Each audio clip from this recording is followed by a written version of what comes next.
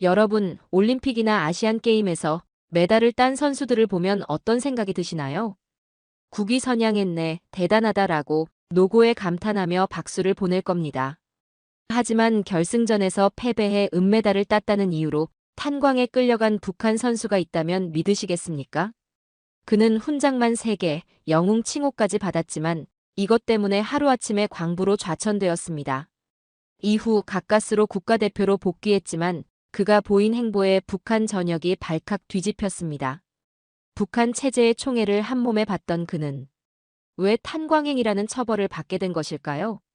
오늘 영상을 끝까지 시청하시면 정말 놀라운 사실을 알게 되실 겁니다. 감동 스튜디오에서만 들을 수 있는 한 남자의 파란만장한 인생 역전 이야기, 지금 시작합니다. 이야기 시작하기 전에 구독과 좋아요 버튼 꼭 눌러주시면 영상 제작에 아주 큰 힘이 됩니다. 지금 어디에서 이 영상 시청하고 계신지 아래 댓글에 나눠주세요. 저는 미한결입니다. 북한에서 레슬링 국가대표로 활약했었죠. 금메달 15개를 포함해 총 20개의 메달을 조국에 갖다 바쳤습니다. 제 입으로 말하긴 그렇지만 북한 전역에서 제 이름을 모르는 사람은 없었을 거예요. 거리를 걸으면 어린아이들이 달려와 환호했고 공화국의 영웅이다 라며 사람들이 손뼉을 치며 반겨줬죠.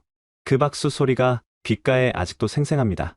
마치 전쟁 영웅이라도 된 기분이었어요. 하지만 그 영광의 무게가 얼마나 무거운지는 알지 못했습니다. 처음부터 이런 삶이었던 건 아니에요. 10살 때 운동선수였던 삼촌의 권유로 레슬링을 시작했거든요. 하루 3끼 제대로 먹을 수도 없던 시절이었습니다. 배가 고파서 잠들지 못하는 밤이 얼마나 많았는지 몰라요.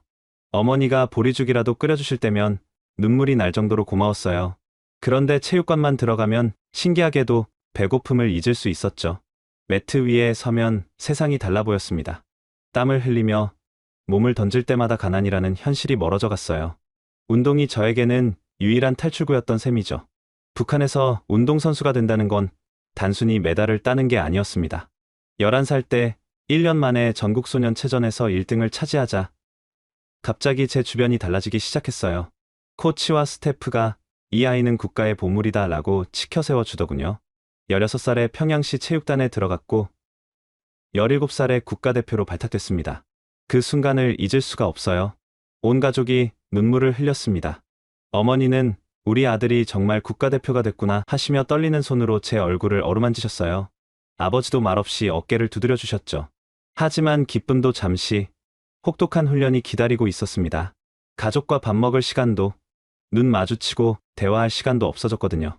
더 정확히 말하면 그때부터 저는 개인이 아니라 국가의 소유가 됐어요. 언제 일어나고, 무엇을 먹고, 누구를 만날지까지 모든 게 정해졌습니다. 심지어 화장실 갈 때도 보고해야 했어요. 자유는 한순간에 사라졌습니다. 저의 눈부신 성장은 체제의 선전용으로 이용되기 시작했습니다. 매일 새벽 5시에 일어나서 밤 10시까지 훈련했습니다. 쉬는 날이라는 건 없었어요. 명절에도 체육관에서 땀을 흘려야 했죠. 몸이 부서져라 훈련하면서도 조국을 위해서다라고 스스로를 다독였습니다. 22살에 첫 금메달을 따고 공훈체육인 칭호까지 받게 됐어요. 어린 나이에 거둔 성과치고는 정말 경이로운 것이었습니다. 시상대에 올라 수령 찬양가가 울려 퍼질 때의 그 전율, 가슴이 벅차올랐어요. 북한에서 국제경기는 단순한 스포츠가 아니었어요. 적국과 전쟁을 치르는 마음가짐으로 임해야 했습니다. 항상 조국의 명예를 걸고 싸워야 했죠. 코치는 늘 말했어요. 너희는 레슬러가 아니라 전사다. 상대는 단순한 선수가 아니라 적군이다. 그 말이 얼마나 무겁게 느껴졌는지 모릅니다.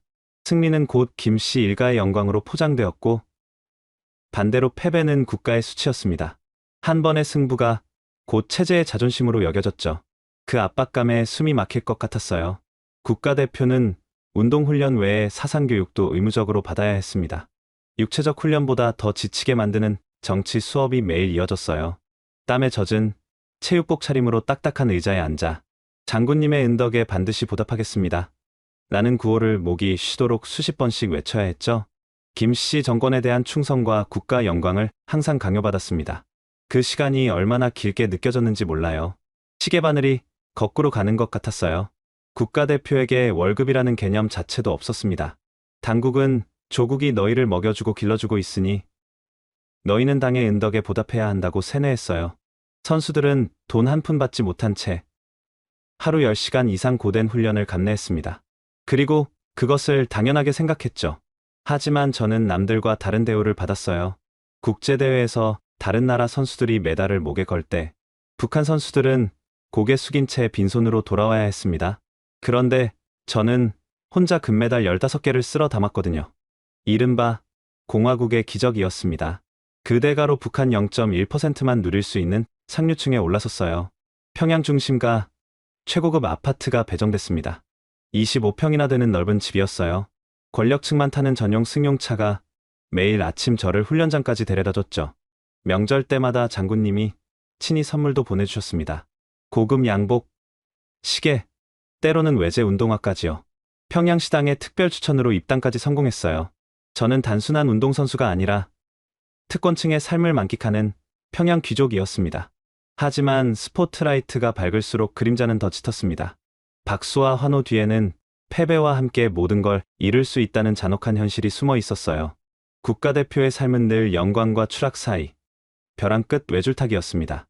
경기에서 참패하거나 명예를 실추시키면 무거운 대가가 뒤따랐거든요. 선수들 사이에선 입에 담기조차 무서운 소문이 돌았습니다. 결승에서 졌던 복서가 어느 날 갑자기 사라졌다더라. 일본 선수에게 진 역도 선수는 아오지 탄광으로 끌려갔다더라. 다른 나라 사람들이 걱정하는 것처럼 수용소 감금이나 총살 같은 형벌은 없었지만 정신무장이라는 이름 아래 강제노역에 내몰렸습니다.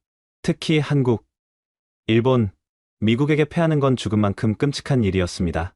적대국에게 진다는 건 단순한 패배가 아니라 반역행위로 여겨졌거든요. 지도자와 선수 모두 엄벌 대상이 됐고 탄광 강제노동, 공개 비판은 예사실이었어요. 선수들은 늘 불안에 떨며 스스로를 다잡았어요. 혹시 다음은 나일지도 모른다. 그런 소문이 돌아도 저는 안심했습니다. 나는 메달을 20개나 딴 공화국의 영웅이다. 나한테까지 그런 벌을 내리진 않겠지. 아무리 북한이라도 저 정도면 면죄부가 있을 거라고 믿었어요. 설마 제가 그런 운명에 처할 줄은 꿈에도 생각하지 못했습니다. 그런데 허망하게도 저도 바로 그 사례 중 하나가 되고 말았어요. 아시안 게임을 앞두고 훈련 중에 갈비뼈에 금이 가는 부상을 입었습니다. 병원에서는 최소 2달은 쉬어야 한다고 했어요.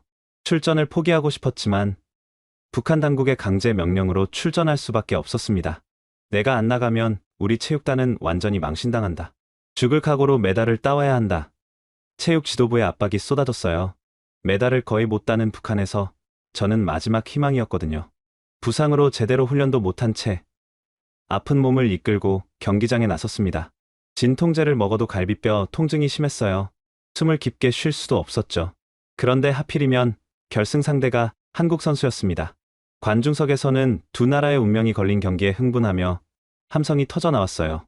태극기와 인공기가 나란히 펄럭이는 모습을 보는 순간 등골이 오싹했습니다.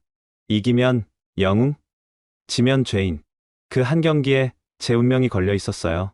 경기가 시작되자마자 절망감이 밀려왔습니다. 몸이 말을 듣지 않았어요. 호흡도 가빠지고 평소 같으면 쉽게 막을 수 있는 공격도 막아내지 못했습니다. 상대방이 저를 덮치는 순간 아, 이제 끝났구나 생각했어요. 경기 종료 30초를 남기고 한국 선수의 한판 승부에 완전히 제압당했습니다. 매트에 등을 붙인 채 천장을 바라보는데 정신이 혼미해졌어요. 관중석에서 터져나오는 환호성이 귀를 찢는 것 같았습니다. 은메달이었습니다. 다른 나라 선수라면 박수 갈채를 받을 선거였지만 북한에서는 한국 선수에게 졌다는 이유로 반역자 취급을 받을 결과였습니다. 시상대에 올라 은메달을 목에 걸면서도 죄인이 된 것 마냥 고개를 들 수 없었습니다. 집에 돌아가면 어떤 일이 벌어질까? 기자들 앞에서 저는 상대의 팔을 뽑아버릴 각오로 임했다. 라며 인터뷰를 했어요. 하지만 목숨 건 노력은 철저히 외면당했습니다. 김씨 일가의 영광을 더럽혔다는 낙인만 남았죠. 제게 거는 기대가 컸던 만큼 처벌은 더 참혹했습니다. 평양공항에 내리자마자 환영 인파는커녕 호송차가 기다리고 있었어요. 망신창이가 된 몸 상태를 추스를 겨를도 없이 저는 바로 탄광으로 끌려갔습니다. 불과 몇 시간 전까지 공화국의 영웅으로 칭송받던 제가 지하 670m 갱도의 광부로 추락한 것이었어요. 탄광은 그야말로 생지옥이었습니다. 석탄물이 무릎까지 차올랐고 햇빛 한 줄기 들어오지 않는 어둠 속에서 허리도 펴지 못한 채 쉴 새 없이 곡괭이를 휘둘러야 했어요. 여전히 갈비뼈에 금이 간 채로 구덩이 속에서 버텨야 했습니다. 숨을 쉴 때마다 석탄 먼지가 폐 깊숙이 스며들었어요. 운동으로 다져진 몸은 빠르게 무너져갔습니다. 손바닥에는 물집이 잡혔고 등은 곧게 펼 수 없을 정도로 아팠어요. 나라에 충성한다고 8년간 셀 수 없이 많은 메달을 따왔는데 딱 한 번 한국 선수에게 졌다고 나를 이렇게 짐짝처럼 버리다니. 깊은 배신감에 터져나오는 울분을 꾸역꾸역 삼켜야 했습니다. 눈물이 갱도의 석탄먼지와 뒤섞여 흘러내렸어요. 그 검은 눈물을 닦으며 속으로 다짐했습니다. 언젠가는 이 지옥에서 벗어나겠다. 내 자식만큼은 절대로 이런 곳에서 살게 하지 않겠다. 탄광에서의 노역보다 견디기 힘든 건 사상투쟁 회의에 강제 소집되는 것이었습니다. 경기에서 진 선수와 코치는 강당에 불려가 무대 위에 세워진 채 마치 죄인처럼 자신의 부족함과 경기에서 진 이유를 낱낱이 고백해야 했어요. 강당 문이 열리는 순간부터 등골이 오싹했습니다. 수백 명의 시선이 저를 향해 꽂혔어요. 단상 위에 무릎을 꿇고 앉으면 마이크를 통해 제 목소리가 강당 전체에 울려 퍼졌죠. 수령님의 은혜에 부응하지 못했습니다. 혁명의 기대를 저버렸습니다. 이처럼 정치적 반역자 수준의 강도 높은 자기 비판을 해야 했어요. 스스로를 끊임없이 짓밟으며 용서를 구걸해야 했습니다. 목이 쉬도록 소리쳐야 했고 눈물을 흘리며 진심으로 뉘우치는 모습을 보여야 했어요. 가장 참을 수 없었던 건 다른 선수들의 공개적인 조롱이었습니다. 저는 딱 한 번 한국 선수에게 졌을 뿐인데 세계대회에서 메달 한 번 따오지 못한 선수들이 단체로 저를 향해 비판을 퍼부었어요. 메달이 많으면 뭐합니까? 남조선 놈들한테 져서 우리 공화국 체면을 땅에 떨어뜨렸습니다. 억울함과 치욕감에 온몸이 부들부들 떨렸습니다. 영혼이 갈기갈기 찢기는 고문 같았어요. 울면서 무릎 꿇고 용서를 구하고 다시는 이런 일이 없을 것이라는 충성 맹세를 단체로 외쳐야 겨우 종료됐습니다. 육체적 고통보다 더 쓰라린 굴욕. 그것이야말로 저를 무너뜨리는 최악의 형벌이었어요. 그러던 어느 날 뜻밖의 손길이 다가왔습니다. 당시 북한 권력 2인자이자 최고 실세였던 고위 간부가 직접 나서 저를 탄광에서 꺼내준 것이에요. 이런 곳에서 썩힐 인재가 아니다. 다시 조국을 위해 쓰겠다. 라며 말이죠. 처음에는 꿈인 줄 알았어요. 갱도에서 나와 햇빛을 보는 순간 눈이 부셔서 제대로 뜰 수도 없었습니다. 몇 달 만에 보는 푸른 하늘이 낯설게 느껴졌어요. 자유의 맛을 잠깐이나마 느꼈죠. 저는 모든 걸 내려놓고 레슬링을 그만두려 했습니다. 몸 상태 때문에 더 이상 경기에 출전하기 어려울 것 같습니다. 애원했지만 그마저도 허락되지 않았어요.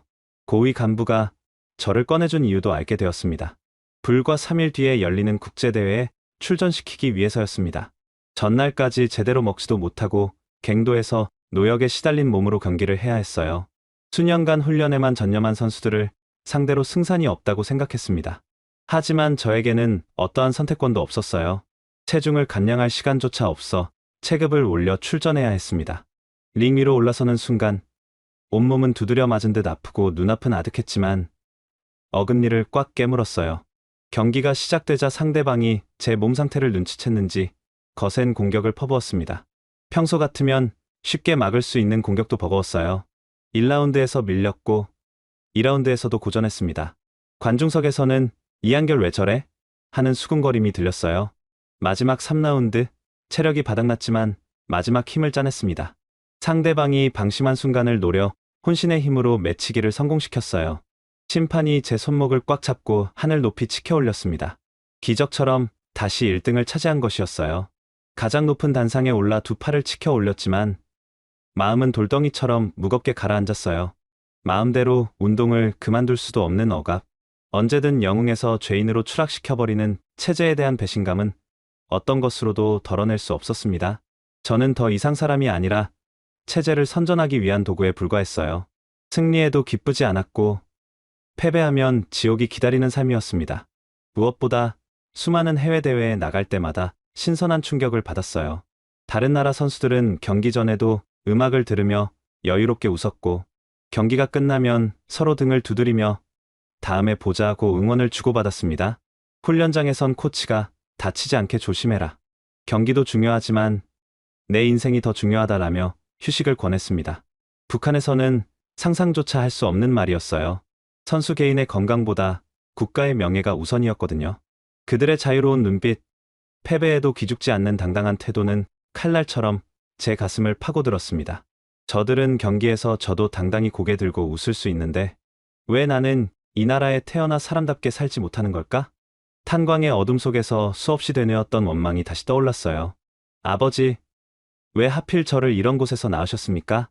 좀 좋은 나라에서 태어나게 해주시지. 제 자식만큼은 절대로 이런 곳에서 살게 할 수 없습니다. 또 다시 금메달을 딴 그날 밤, 저는 선수촌 호텔에 홀로 앉아 있었어요. 밖에서는 축배가 오가며 만찬이 벌어졌지만 저는 참석하지 않았습니다. 창밖을 바라보며 운명적인 결심을 굳혔어요. 더는 꼴도 보기 싫다. 내 아이와 내 미래를 위해 떠나자.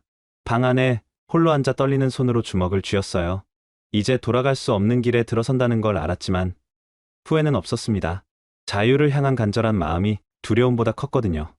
호텔 방을 나서 파티가 한창인 홀로 향했습니다. 저는 시선을 피하며 여러 대회에서 만나 안면을 튼 한국 선수에게 조용히 다가갔어요. 심장이 터질 것 같았습니다. 한 걸음 한 걸음 다가갈 때마다 등 뒤에서 보위부 요원들의 시선이 느껴졌어요. 파티장 음악이 크게 울려 퍼지는 틈을 노렸어요. 다른 선수들이 웃고 떠드는 소리에 묻혀 들리지 않을 거라고 생각했습니다. 한국 선수 옆에 서서 낮게 속삭였어요. 동무, 오늘 고생 많으셨습니다. 평범한 인사말 같았지만 그때 손에 쥔 작은 쪽지를 살며시 건넸습니다. 그 종이 한 장에 제 운명이 걸려 있었어요. 쪽지는 성냥갑만 한 크기였는데 접고 또 접어서 손가락 마디보다 작게 만들었습니다. 쪽지에는 이렇게 적혀 있었어요. 남조선으로 망명하고 싶습니다. 꼭 좀 도와주십시오. 목숨을 건 도박이었습니다. 한국 선수가 발설할 수도, 한국 정부에 제대로 전달되지 않을 수도, 또는 코치나 보위부에 들킬 수도 있었어요. 하지만 다른 방법은 없었습니다. 이게 마지막 기회라고 생각했거든요. 한국 선수는 아무 표정 변화 없이 쪽지를 받았어요. 마치 연습이라도 한 것처럼 자연스럽게 주머니에 넣더군요. 태연스러운 그의 연기에 한시름 놓았습니다. 하지만 3개월이 지나도록 아무 연락이 없었어요. 달력의 하루하루가 납덩이처럼 어깨를 짓눌렀습니다. 밤마다 불안에 몸부림쳤어요. 혹시 들킨 건 아닐까? 이미 감시망에 오른 건 아닐까? 북한 체제 2인자의 총애를 받는 동시에 삼엄한 감시를 받는 처지였던 저는 누구에게도 도움을 청할 수 없는 답답함에 목이 막혔습니다. 훈련할 때도, 밥을 먹을 때도, 잠을 잘 때도 그 생각뿐이었어요. 혹시 제 행동이 이상하게 보일까봐 평소보다 더 열심히 훈련했고, 더 충성스럽게 행동했습니다. 매일 아침 일어나면 오늘은 연락이 올까 하는 기대와 혹시 오늘 들통날까 하는 두려움이 교차했어요. 그 스트레스가 얼마나 심했는지 머리카락이 빠지기 시작했고 잠도 제대로 못 잤습니다. 4개월 뒤 유럽에서 열리는 또 다른 국제대회에 출전하게 되었습니다. 저에게는 우승보다 탈북을 실행에 옮기는 것이 더 중요했어요. 결승전까지 가면 경기하느라 시간이 없었기에 일찌감치 경기를 끝내기 위해 의도적으로 예선전에서 패배했습니다.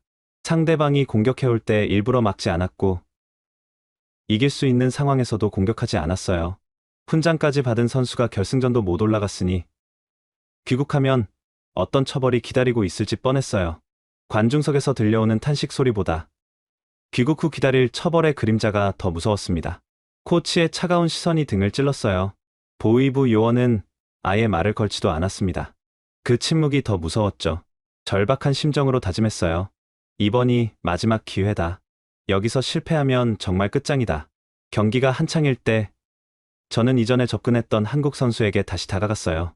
그런데 한국 선수가 먼저 악수를 청하며 손바닥에 작은 쪽지를 슬며시 밀어 넣었습니다. 화장실로 달려가 펼쳐보니 그 안에는 한국 영사관 번호가 적혀 있었습니다. 드디어 답이 온 거였어요. 가슴속에서는 폭탄이 터진 것 같았어요. 4개월간 기다린 희망의 메시지였죠. 번호를 암기하고 쪽지는 갈기갈기 찢어 변기에 흘려보냈어요.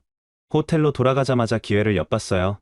밤늦게 다른 선수들이 모두 잠든 사이 호텔 로비의 공중전화로 조용히 내려갔습니다. 혹시 누군가 보고 있을까 봐 주변을 살피며 동전을 넣었어요. 다이얼을 돌리는 손가락이 제대로 움직이지 않았습니다. 잘못 걸까봐 몇 번이고 확인했어요. 제 이름을 밝히니 수화기 너머로 들려온 첫마디는 짧았습니다. 기다리고 있었습니다. 그 말을 듣는 순간 눈물이 쏟아졌어요. 정말로 누군가 나를 기다리고 있었구나. 하지만 이제 떠날 수 있다는 안도감도 잠시 곧 이어진 말은 차갑게 현실적이었습니다. 한국 영사관에서는 탈북을 직접적으로 도와드릴 수 없습니다. 직접 영사관 문을 두드려야 합니다. 이유는 분명했어요.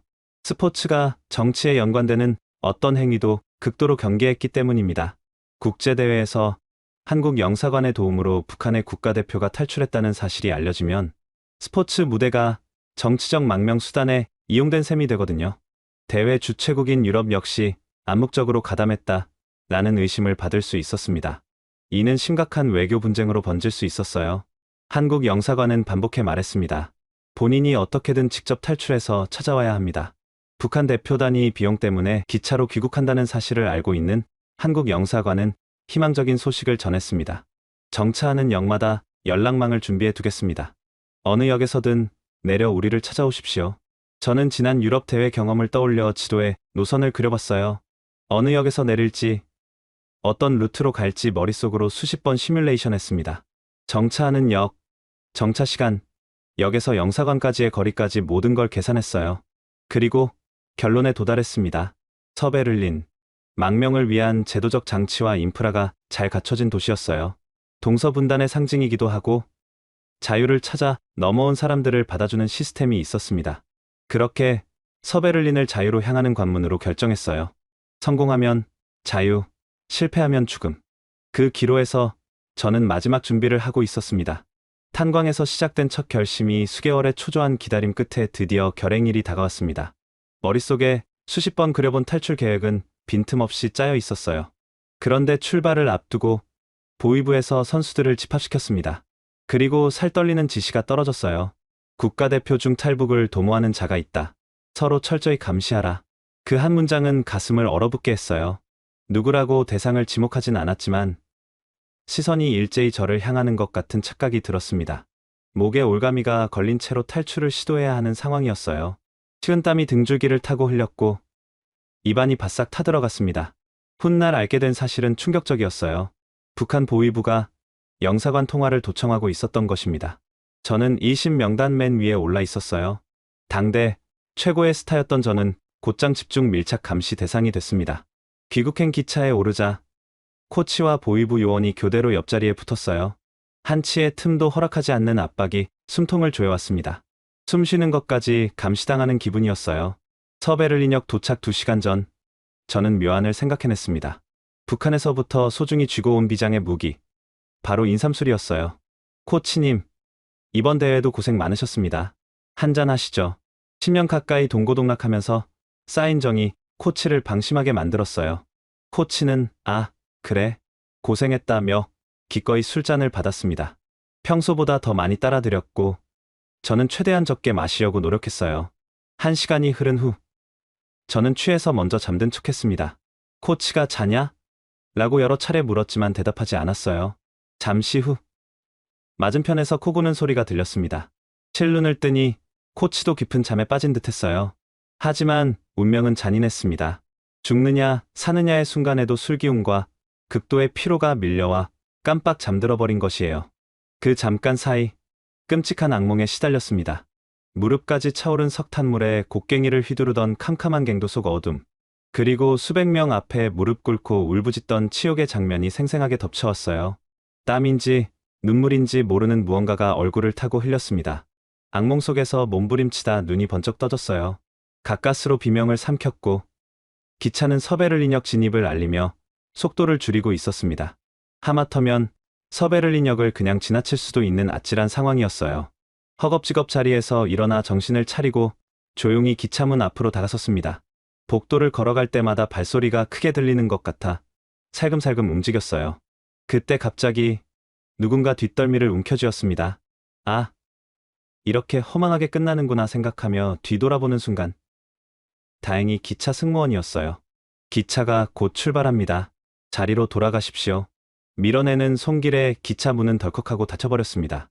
마치 감옥문이 닫히는 소리처럼 들렸어요. 기차 승무원이 돌아가는 뒷모습을 보며 저는 결심했어요. 지금 내리면 살고 못 내리면 영영 기회는 없다. 온몸에 피가 거꾸로 흐르는 것 같았지만 더 이상 망설일 수 없었습니다. 달리기 시작한 기차의 문을 있는 힘껏 열어 젖히고 그대로 밖으로 몸을 던졌어요. 자유를 향한 마지막 도약이었습니다. 그 순간 시간이 멈춘 것 같았어요. 공중에 떠 있는 동안 제 인생이 스쳐 지나갔습니다. 콘크리트 바닥에 패대기 쳐져 굴러 떨어지며 살같이 찢기고 피가 배어 나왔어요. 온몸에 멍이 들었지만 아픈 줄도 모르고 곧장 일어나 역 밖으로 전력 질주했어요. 달리는 기차에서 뛰어내린 제 뒤를 쫓는 사람은 아무도 없었습니다. 하지만 보위부 요원들에게 제가 사라진 사실이 발각되면 곧바로 추격이 시작될 거라는 걸 알고 있었어요. 숨을 몰아쉬며 거리를 내달리던 저는 택시를 붙잡았습니다. 입술이 바짝 말라 떨렸지만 목적지는 단 하나였어요. 코리안 엠버시.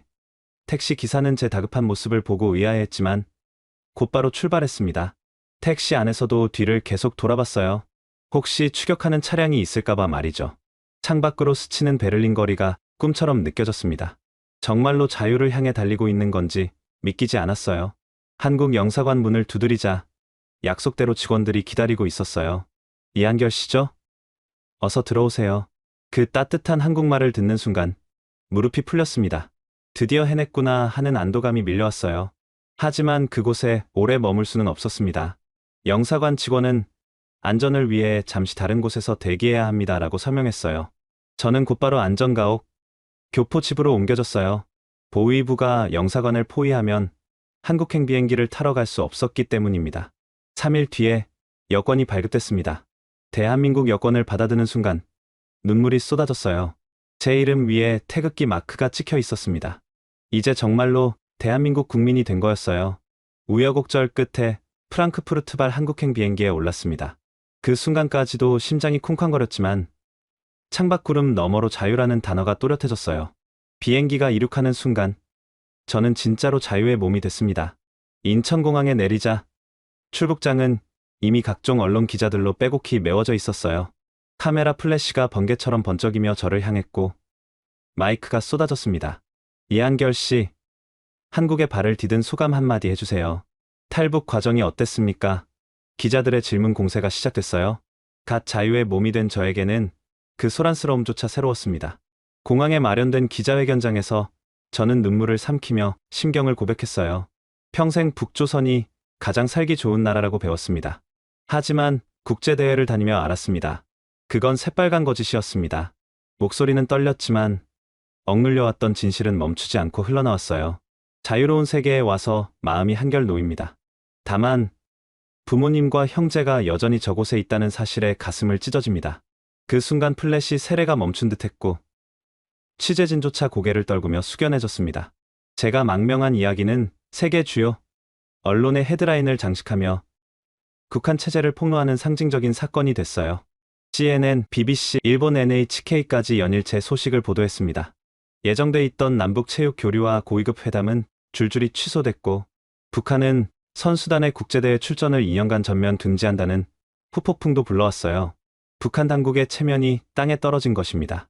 김정일 정권은 저를 민족 반역자라고 공개적으로 비난했습니다. 하지만 한국 사회는 달랐습니다. 북한의 체제, 선전 도구로 이용되었던 저를 귀하게 품어주었어요. 대한체육회는 특별 코치직을 제안했고 대학과 실업팀에서도 러브콜이 쏟아졌습니다. 한국에 와주셔서 고맙다. 당신의 용기에 감사한다는 말들을 들을 때마다 가슴이 뜨거워졌어요. 하지만 저는 바로 지도자가 된 것이 아니었습니다. 우선 하나원에 들어가 한국 사회에 적응하는 교육부터 받아야 했어요. 언어는 같았지만 생활 방식, 문화, 훈련 환경은 모든 것이 달랐습니다. 하나원 교육 기간 동안 한국 레슬링 선수들이 먼저 따뜻한 손길을 내밀어 주었어요. 체육관에 초대해 한국에서는 이렇게 훈련합니다라며 훈련 과정을 직접 보여주었습니다. 대학교 코치들이 경기장에 불러 학생들에게 경험을 나눠주면 어떻겠냐고 권하며 강연 요청도 이어졌어요.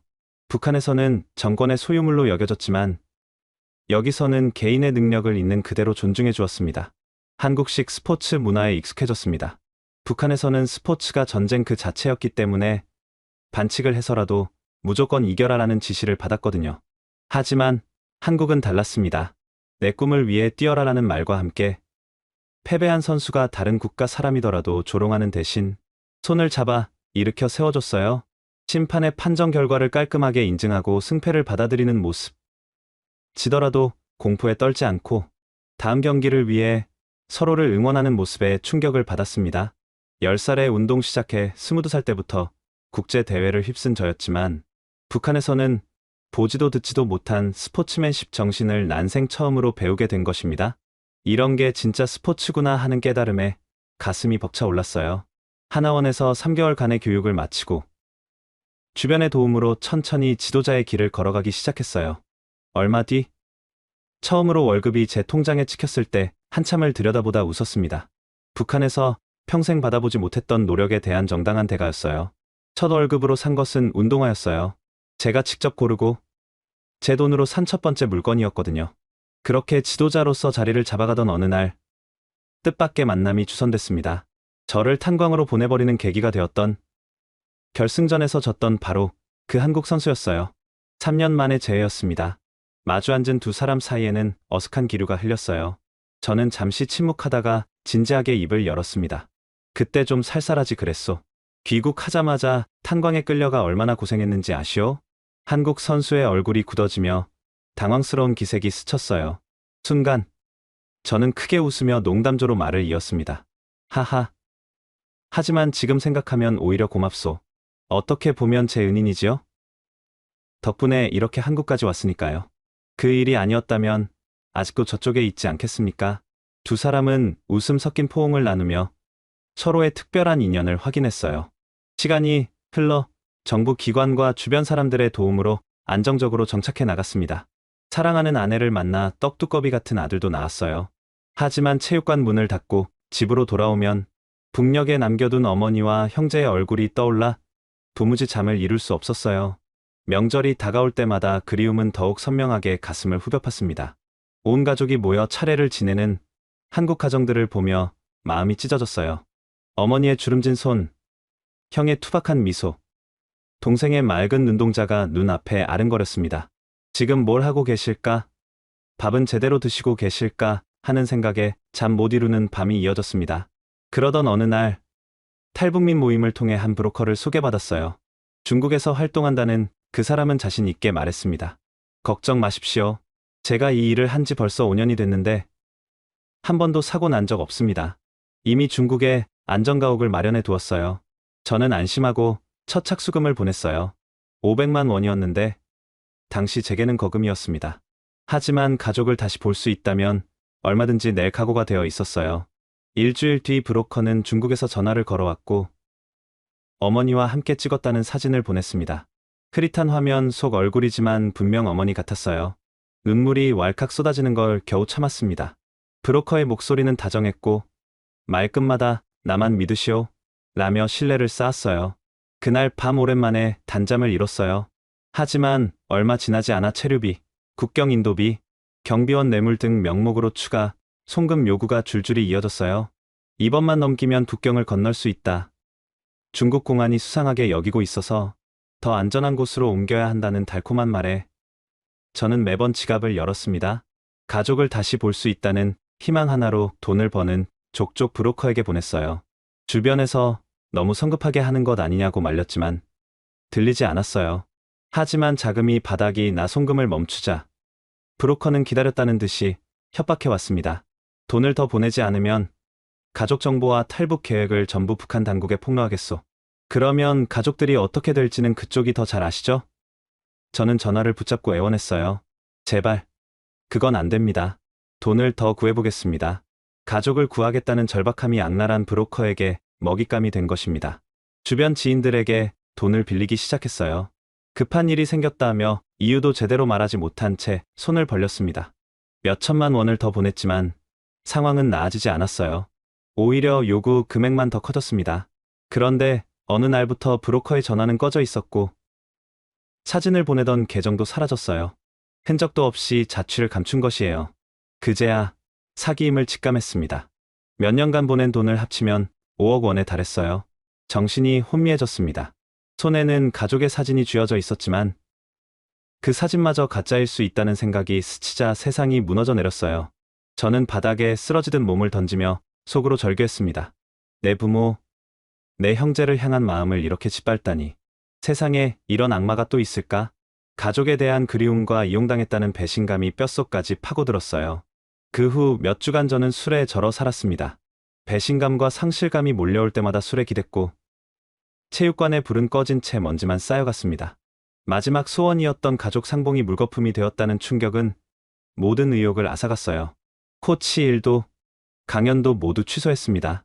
전화벨이 울려도 받지 않았고 문을 두드려도 나가지 않았어요. 그러던 어느 날 흐릿한 시야 속에서 해숙해진 아내가 돌도 안 된 둘째 아들을 품에 안고 있는 모습이 눈에 들어왔습니다. 아이의 힘없는 울음소리가 술병 사이로 스며들며 저를 붙잡았어요. 그 순간 탄광갱도에서 이를 악물고 했던 다짐이 떠올랐습니다. 내 자식만큼은 이 지옥 같은 나라에서 살게 하지 않겠다. 술잔에 비친 피폐해진 자신의 얼굴을 보는 순간 저는 술잔을 탁 내려놓았어요. 북에 있는 가족만 생각하느라 내 눈앞에 있는 가족의 고통은 외면하고 있었구나. 내가 또 다른 지옥을 만들고 있었어. 아내는 아무 말 없이 저를 바라봤지만 눈빛은 두려움과 절망감으로 흔들리고 있었습니다. 다음 날 저는 체육관 불을 다시 켰고 일상으로 돌아가기 위해 노력했어요. 북에 있는 가족을 데려오는 건 여전히 제 마지막 소원입니다. 하지만 불법적인 방법에 더 이상 휘둘리지 않겠다고 굳게 다짐했습니다. 세월이 흘러 제 두 아들은 모두 운동선수로 자라났습니다. 특히 둘째 아들은 국가대표 선수로 발탁될 정도로 실력이 뛰어났습니다. 제가 북한에서 국가대표가 됐을 때처럼 아이도 태극마크를 달고 국제대회에 나갈 수 있게 된 거예요. 그 모습을 보며 가슴이 벅찼습니다. 하지만 몇 년 뒤 둘째 아들이 뜻밖의 결정을 내렸어요. 요리사가 되고 싶다며 과감히 유학길에 오른 것입니다. 아빠, 저는 제 손으로 제 길을 만들고 싶어요. 운동도 좋지만 저는 요리가 더 하고 싶어요. 북한이었다면 민족 반역자, 배신자로 낙인 찍혔을 선택이었어요. 국가대표까지 된 선수가 운동을 그만둔다는 건 상상할 수도 없는 일이었거든요. 하지만 한국에선 자유의지로 꿈을 쫓는 게 너무나 당연하게 여겨졌습니다. 여긴 그만둘 자유도 다시 시작할 자유도 있는 나라구나. 아들의 결정을 지켜보며 새삼 대한민국의 소중함을 느꼈어요. 선택의 자유가 얼마나 귀한 것인지 다시 한번 깨달았습니다. 요즘에는 큰아들 경기 따라다니는 낙으로 살고 있습니다. 대회 참가를 위해 KTX에 몸을 실을 때면 서베를린역에서 달리는 기차에서 몸을 내던진 그날이 떠올라요. 차가운 콘크리트 바닥, 피가 배어나오던 무릎, 자유를 향해 달리던 두 다리의 기억이 생생했습니다. 그때는 가슴 졸이며 탈출 기회를 엿보며 전전긍긍했지만 지금은 아들의 꿈을 응원하며 마음 편하게 바깥 풍경을 감상하고 있었습니다. 철로 위에 울리는 소음은 더 이상 공포가 아니었어요. 이제는 자유와 희망의 소리처럼 들립니다. 얼마 전 큰아들이 아쉽게 금메달을 놓치고 은메달을 땄습니다. 북한이었다면 도살장에 끌려가는 소처럼 귀국길에 올랐겠지만 단상에 올라간 아이의 얼굴엔 당당한 미소가 번졌습니다. 패배를 탓하기보다 도전 자체를 존중하는 나라. 저는 그 질서가 고마웠어요. 그래, 이게 내가 꿈꾸던 세상이야. 내 자식만큼은 지옥에 살게 하지 않겠다던 다짐. 지켜냈구나. 경기장에 쏟아지는 환호 소리 너머로 북녘 땅에 남아있는 부모와 형제가 떠올랐어요. 그들의 빈자리는 어떤 것으로도 채울 수 없었습니다. 그들과 함께라면 이 기쁨이 얼마나 더 컸을까? 언젠가는 반드시. 저는 아직도 제 마지막 소원이 언젠가 이루어질 거라 굳게 믿고 있습니다. 저는 여전히 체육관을 운영하고 있어요. 부모 없이 자라는 탈북 2세, 다문화 가정 아이들, 형편이 어려운 학생들까지 다양한 제자들을 지도하고 있죠. 저는 그들을 품으며 속으로 다짐합니다. 내가 못 지킨 가족의 빈자리를 이 아이들에게라도 채워줘야지. 매일 저녁 체육관을 정리하며 생각해요. 제가 목숨 걸고 찾아온 자유가 이런 것이었구나. 작은 일상 속에서 빛나는 소중한 순간들이 바로 자유의 진짜 의미였던 거죠. 그리고 그 자유를 다음 세대에게 물려주는 것. 그게 제가 할 수 있는 가장 큰 보답이라고 믿습니다. 저는 패배한 영웅이 아니라 다시 일어선 아버지로 기억되고 싶어요. 제 이야기는 후배들과 제자들에게 소중한 유산이 되었습니다. 언젠가 통일이 되어 가족과 다시 만날 날을 기다리며 저는 오늘도 체육관 불을 밝히고 있습니다. 오늘 여러분께 들려드린 이 이야기가 감동을 드렸다면 좋겠습니다. 한국인으로서 자부심을 느끼실 수 있었다면 더욱 기쁘고요. 다음에 더 좋은 이야기로 다시 찾아뵐 수 있도록 구독과 좋아요 버튼을 눌러주세요. 여러분의 관심과 사랑이 더 좋은 콘텐츠를 만드는 원동력이 됩니다. 감사합니다.